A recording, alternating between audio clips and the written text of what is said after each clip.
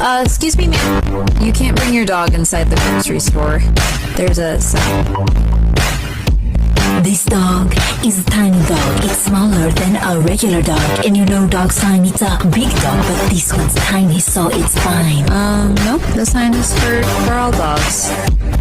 All dogs are. So this dog is a tiny dog, so tiny you can barely see it. So basically, if you cannot see it, is it really in the store? Yes. So we're good. This dog is a tiny dog, so tiny it could be a baby. Looks like you allow the babies, so you allow this tiny dog. Yeah, a dog is not a baby. So unless it's a service animal or something. It's a service animal.